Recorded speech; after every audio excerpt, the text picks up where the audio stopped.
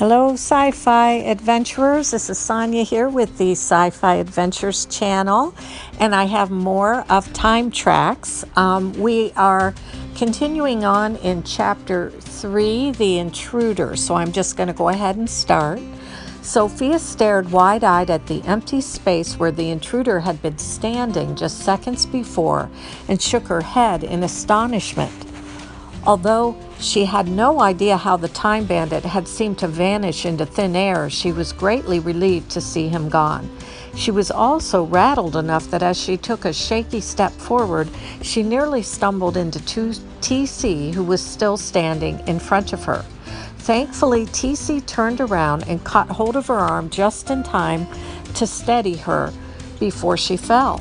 Neither of them spoke as they walked back to their seats, and it was not until they were both once again seated comfortably that TC broke the silence.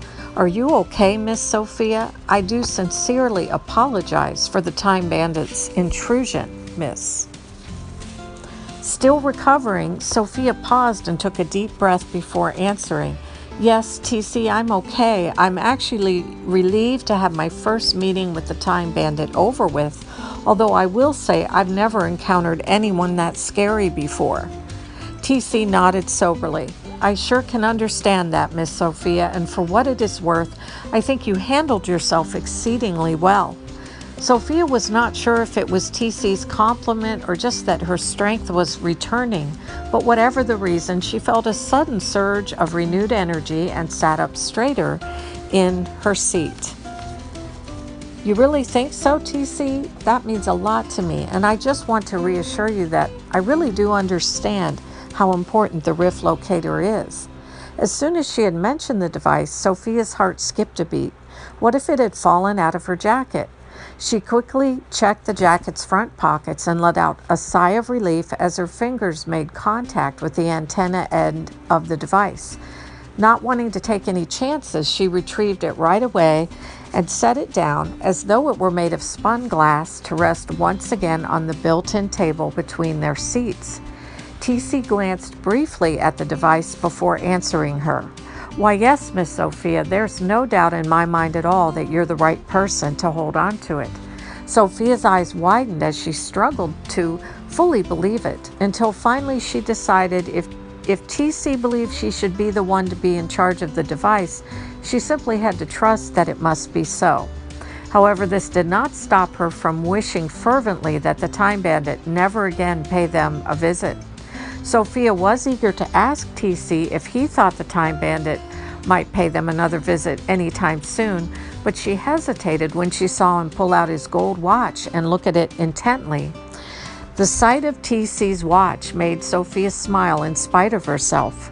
She vividly and fondly remembered the gold watch from the first time she had met TC, and how he had said that his trusty watch never failed him.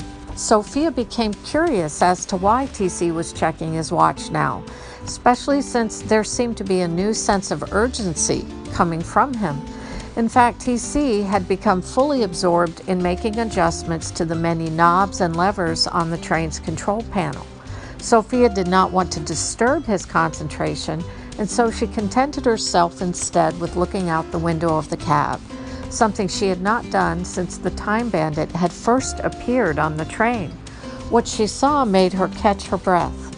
The sun was now hanging lower in the sky and casting a yellowish-orange glow on the horizon.